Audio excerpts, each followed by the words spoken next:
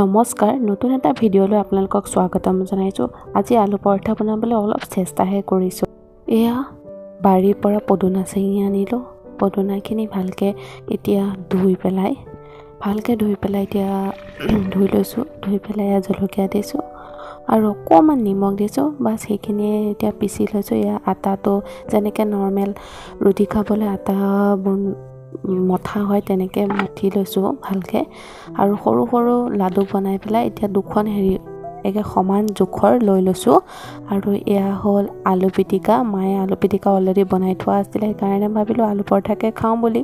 তো আলু সানি থোৱা আছিল। আলুখিনি ৰুটিটোত ভালকৈ এনেকৈ চিপকাই দিলোঁ যাতে ওলাই নাযায়। দুইখন ৰুটি একেলগে লগ কৰি পেলাই ধুনীয়াকৈ বেলি এয়া টাৱাত দি দিছোঁ আৰু গেছটো একদম ল' ফ্লেমত ৰাখিব। বেছি জুই দিলে হয়তো নিসিজিব পাৰে, ওপৰৰ ফালে ৰঙচুৱা হৈ যাব কিন্তু ভিতৰৰ ফালে নিসিজিব পাৰে। এয়া ডিম আমলেট এটা কৰি লৈছোঁ। এতিয়া ধুনীয়াকৈ প্লেটিং কৰি এয়া চাটনিৰ লগত দেখিছে তিহু গোটেইখিনি যোগাৰ কৰি এসাঁজ খাম বুলি বহিছোঁ। আপোনালোকেও এনেকৈ ট্ৰাই কৰিবচোন। ভিডিঅ'টো যদি চাই ভাল পালে লাইক, শ্বেয়াৰ এণ্ড ছাবস্ক্ৰাইব। ধন্যবাদ।